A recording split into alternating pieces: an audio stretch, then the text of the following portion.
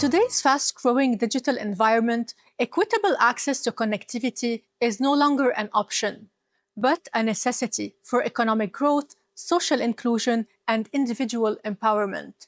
As organizations worldwide attempt to bridge the digital divide, leadership plays a crucial role in driving initiatives that ensure technology and internet access reach even the most underserved communities. Welcome to Visionary Voices, collaborating for a better tomorrow. Our topic today is leaders bridging the digital divide, ensuring equitable access and connectivity. Our esteemed guests are Khalifa AlShamsi, CEO of Life and International. Welcome.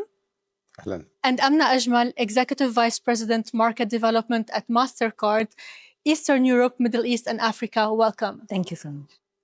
Khalifa, if I may start with you, what are some of the unique responsibilities that leaders should keep in mind when designing and implementing digital inclusion initiatives in the region?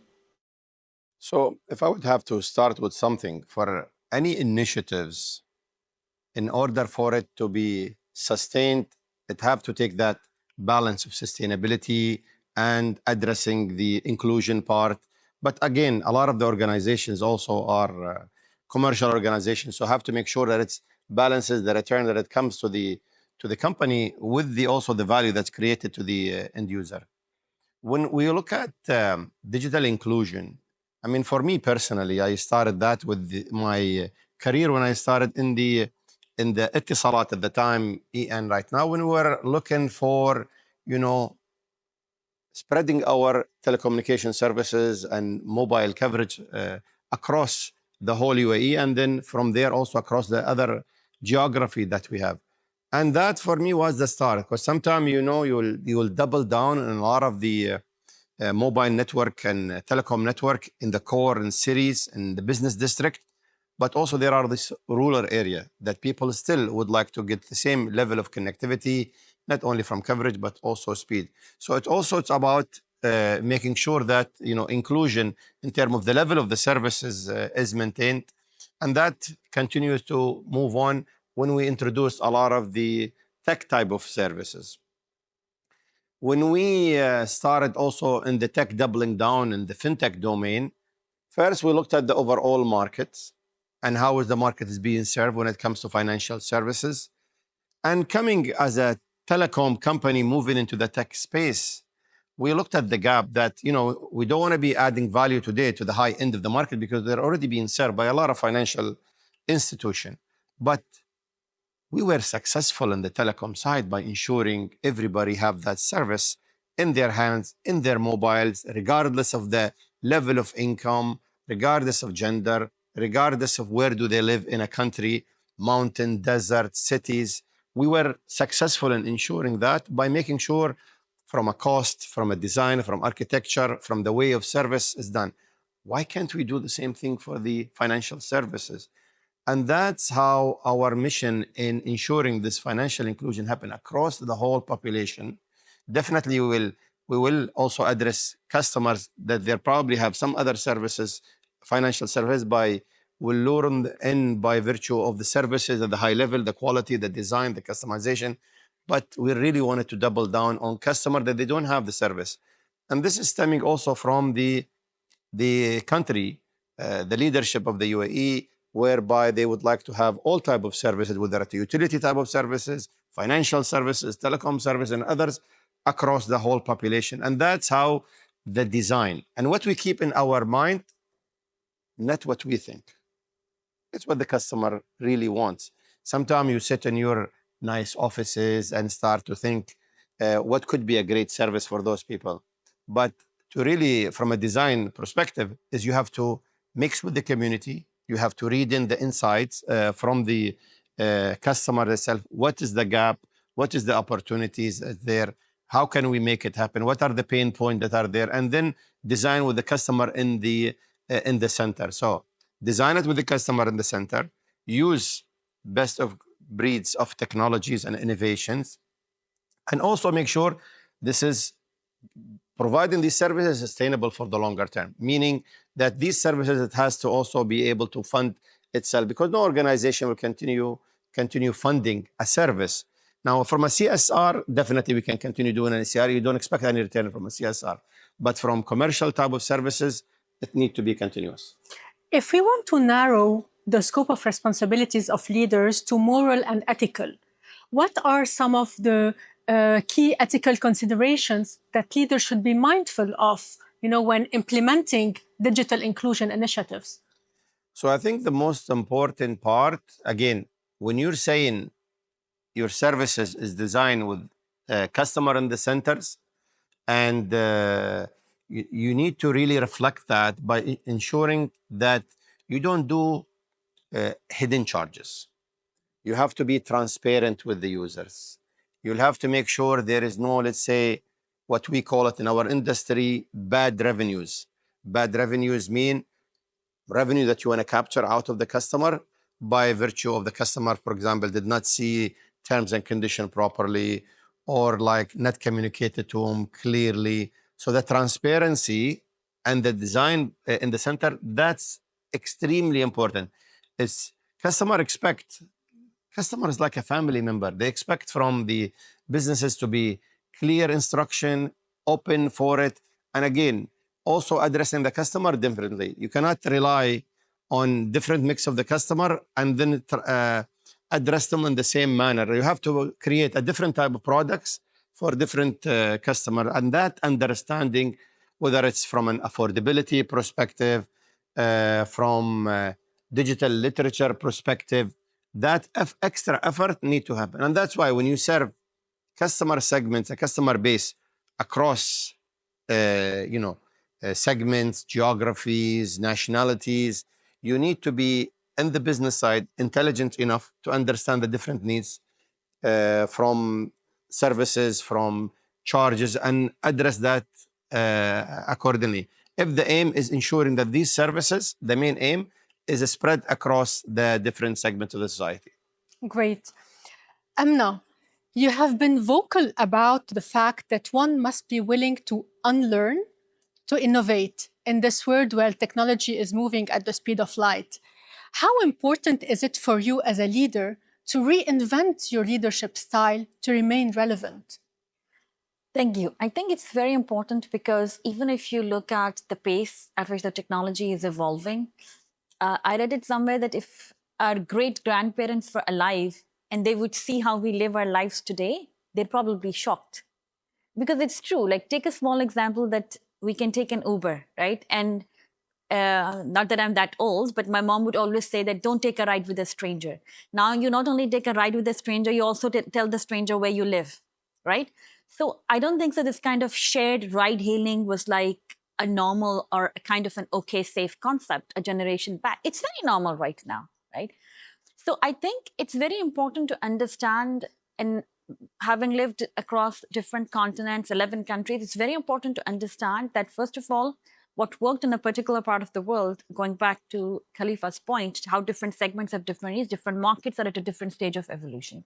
You have to unlearn. I cannot say what worked in Poland would work in UAE, or what worked in UAE actually works in West Africa. So it's very important that you unlearn. Second, in my role, when we serve clients from different industries, right? It's telcos, it's retailers, it's crypto houses, it's fintech, it's buy now, pay later. They may have some commonalities because of the technology trends, but their challenges and opportunities are different. So it's very, very important that I unlearn and then I invest in my learning back. And I always tell people and my team also that these days, learning new things is very, very easy. I don't know how our parents raised us without Google or without Google Maps. How did people drive, actually, But these days, it's very easy. I do not need to go to a Harvard or a Yale to re-educate myself. There are multiple ways, right? I can do it online. I can actually experiment with technology. I can use the apps to figure out the consumer experience. I can surround myself by people actually who are smarter than me to learn and relearn. And I think that's very important, because if you do not do that, there's a huge risk that you as a leader are no longer relevant in today's times. Absolutely. True. I mean, commenting on that, I tell my team, don't let a single day pass without learning something new, whether it's something in the personal domain, leadership domain, technology domain, because you can consume From podcasts to videos online. I wanted to go to Las Vegas this week to attend the Consumer Electronics Show, but I couldn't. I have a commitment here. But whether it's while being in the car, being somewhere, I'm monitoring the consumer electronics keynotes, all the exhibition, because you have people there covering all the exhibition. The only missing part is networking with people, but there are so many things that you can do in this day and age. You can absorb so much. Yeah. That's true. And Amna, if you are reinventing your leadership style, then you may be also responsible for reinventing the business and the brand that you present as well, right? So going back to the first question of responsibilities, can you shed the light on the kind of responsibilities leader should hold to ensure that the organization is headed in the right direction of progress? So I think there are many things. Of course, there's data privacy. There's like safety of your transactions. If a customer is swiping a card, they have to feel comfortable and safe that they're using this payment product. But I think the most important angle that even personally I would say amazes, baffles, and also bothers me is the evolution of artificial intelligence. Because all of my clients in different industries, and EAN is a great example, are leveraging new technologies, and AI is one of them, right? But when I see people talking about, it can cause so much of harm, it is not really in good hands. It's amazing because humans have created it. It's not that aliens came to our planet and gave us AI. We created it as leaders. We are responsible that it turns out for the good use of humanity. And it can do wonders. Imagine education in rural areas. Imagine healthcare in rural areas, right? You can have actually a doctor and you can have bot-based actually diagnosis. All that is possible in today's world. So I think a great responsibility for all the leaders, especially in technology, in financial services, and even in other areas, is to really establish, work with public sector, work with private sector to have guardrails around these technologies. We saw the crypto crisis, which happened a few years back. Now you see a different era for crypto. You see the regulators, the private sector working hand in hand. Maybe at some point in time, it's important to realize this is a new technology, but we humans have created it. I need to own it. I need to create the right guardrails for it. I was shocked to read there are 52 million people in the world today who have an AI companion. And loneliness is a real issue, right? So people, instead of interacting with people, have an AI companion. So imagine the next generation, when I see my children or their children will grow up, it will be a completely different world. But I am a leader in technology today, and it's my responsibility to make sure that the technology is being put for good use. There has to be more work done. Yes, we need scalability, we need profitability, we need to prove the use cases, but we have to take ownership of protecting and making sure that there are enough guardrails so the technology does not harm us and it's always used for the good. Khalifa, now shifting the focus to practical collaboration. How does EAN leverage its leadership and resources to collaborate with governments, businesses, and the civil society to drive digital inclusion? Could you share some example of successful partnerships or collaborations that had a transformative impact? So the great thing about EAN, in every market, about 20 markets that we're operating in, when you're a company that started as a telecom and evolution more on the tech side, ICT, and then now more on tech solution, the whole country is your clients, whether it's government, whether enterprises or consumer or retail customers. So you're always in the center of that domain. You're always, know what's the pain points or opportunities, depending on the time, the market, the type of customers. So, but being close to the customer, listening, observing also what's happening around us, allow us also to have that level of conversation and engagement. Again, the headquarter of the group is here in the UAE. And as you all know, the UAE is always have driven from a mobile first or internet based government to a mobile government to an AI based government. And they're always raise the bar when it comes to expectation. And our customers also, I mean, in the UAE, in Saudi, in the whole Gulf per se, the aspiration is so high. This will allow us always to be on our toes, driving bold innovation and an introduction, but allowing us also at the same time to be humble and understanding the needs of the other. So being humble, being reaching out for the clients, and being able to go to the drawing board and trying to find out how can we help you more, whether it's one of our oil and gas company, when it comes to their retail business, they wanted to draw a lot of efficiencies into the service itself by having analysis on the people coming in for filling up their gas. Where are they coming from? Distribution of the station across the market itself, driving more people toward their retail analysis, also on the shelves and what you put on the shelves, looking after also different type of payment type of services. If you sit down and you interact with your clients and trying to figure out what will be able to drive their needs, and that's thing again, we're doing it with shopping malls, we're doing it with supermarkets, we're doing it also with a lot of the government.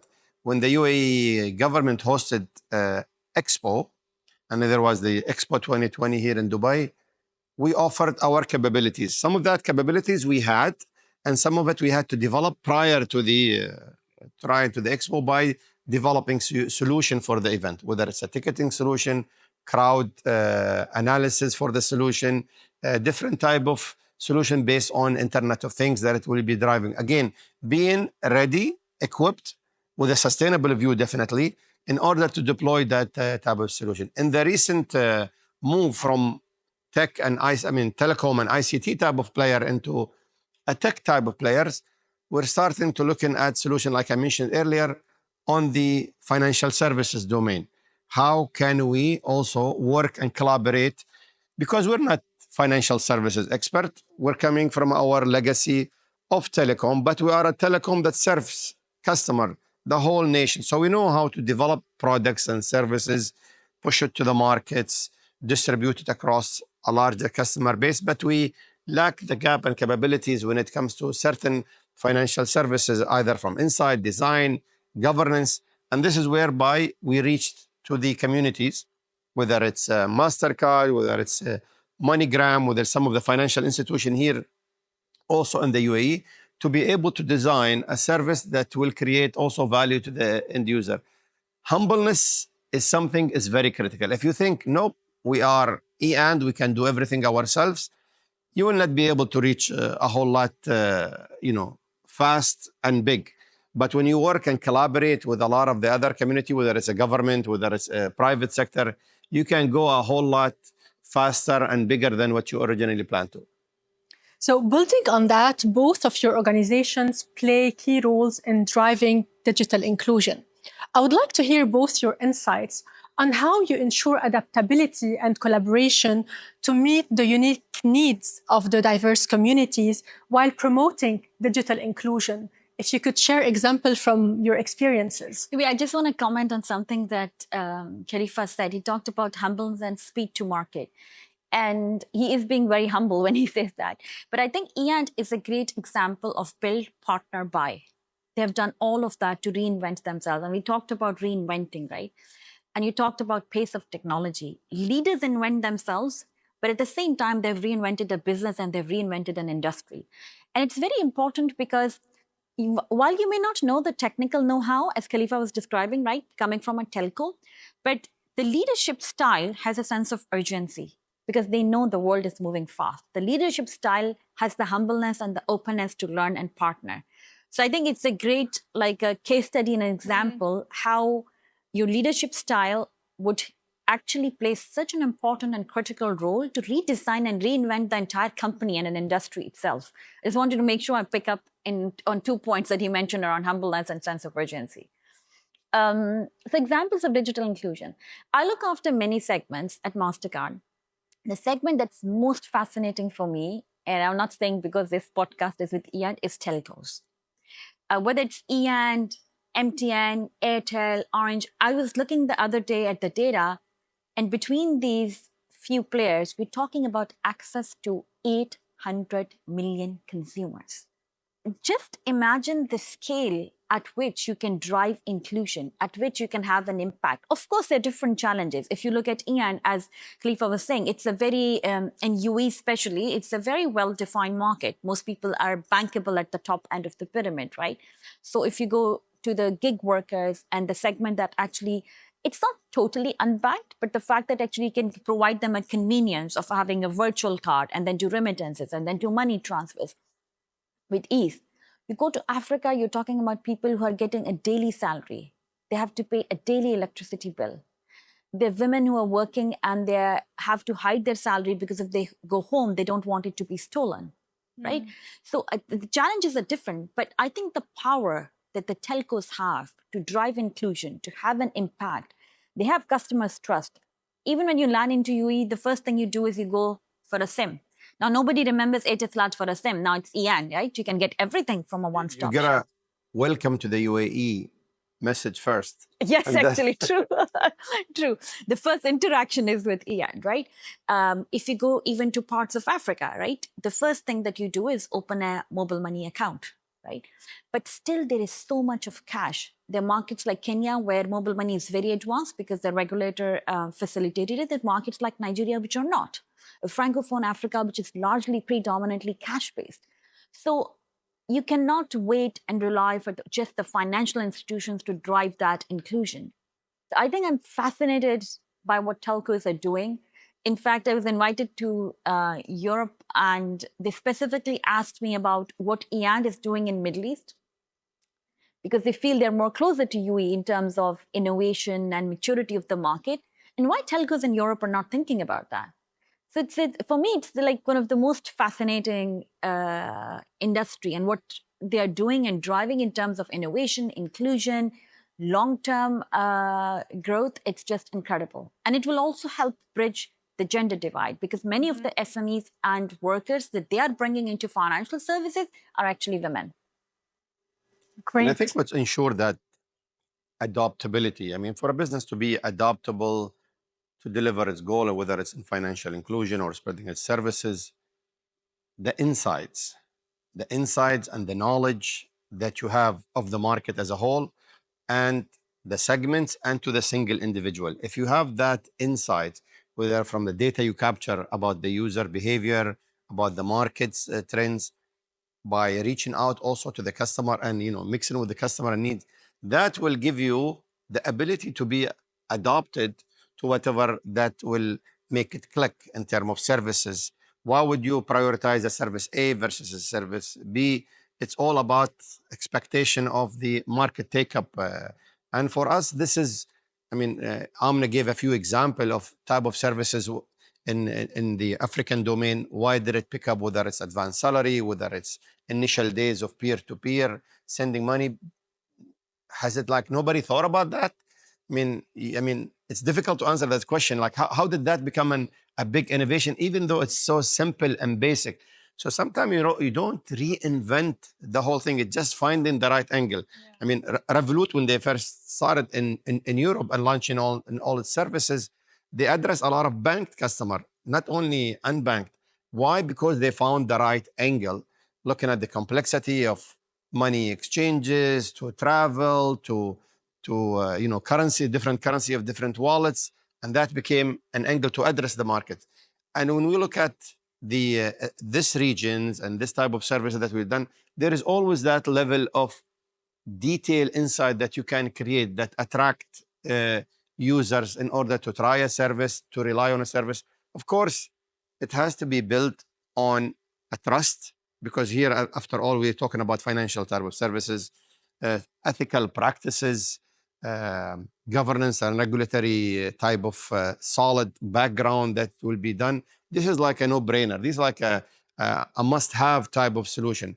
And continuous adaptability, continuous learning, and then being able to continuously surprise also the users of the services. This will allow more and more users tap to launch the service. We launched the IBAN service on our wallet last month. We have not marketed until now. We would like to see how is the users seeing the the different type of use case, we'll start seeing a lot of the users change their funding source to this one and sending their salary for it. And people sometimes, I mean, they say if you build it, then they will come. Some of the services they will continue to adopt on their own, but then this is also will give us more insight on what other things that we can do with it for related to this service or other service that customer will be taking up. So for the adaptability of ensuring a successful financial inclusion, insights, data, analytics, closer to the customer, design and continuously learn and move forward. Great. And looking at the future, how do you see the emerging technologies like AI, Internet of Things, reshaping the effort to bridge the digital divide? And what role will EAND play in ensuring that this innovation will empower even the underserved communities rather than widen the gap? So the greatest thing, I mean, would happen with type of AI type of application is not, there is not stamped as AI application or an AI powered service. It's just a service that is designed for the customer, that it make it very easy to use and allow the customer to adopt it easily without them knowing that this is an AI powered or not an AI powered. And I agree with Amna. I mean, in the term of the ethical practices, as organizations, whether established or even startups, if you have the governance inside the organization about good use of AI, ethical practices, that does not change.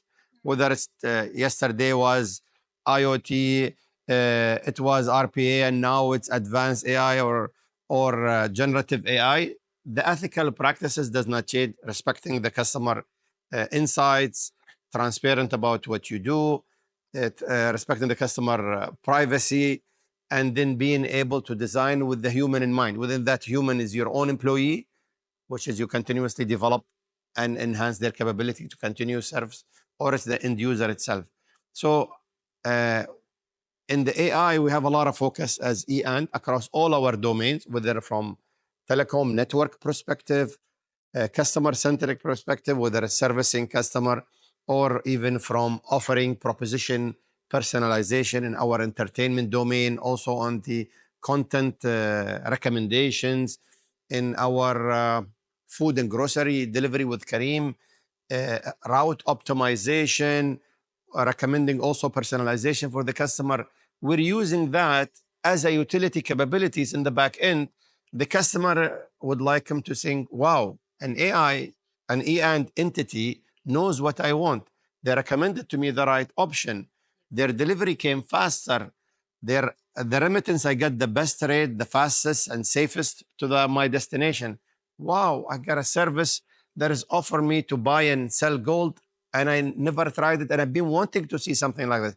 So using that data that you have, before you use that data, you analyze it on your own or with your team, and you crunch services. Now this is on the fly that it can be done. And again, offer to the user, not knowing it's an AI powered or not. So really believe that we'll be start seeing a lot of value creation out of AI use cases, whether to bring efficiencies and lowering our costs, so will allow us to be profitable and launch more service and put more investment, or it will be designed for the end users to on personalization and customization. And definitely all of this should bring also better financial return for the companies to be able to expand and continue investments. And Very just to add, interesting. probably when people think of AI, it's like these sci-fi bots, moving around.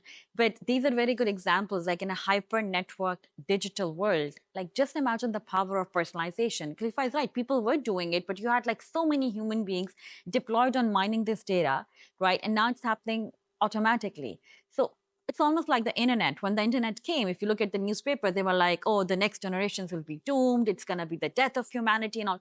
Now you can't say I'm working on internet. I remember when I joined banking, there used to be a person who used to be called online banking manager, because this person's job was at whatever, because banks only had branches at that time.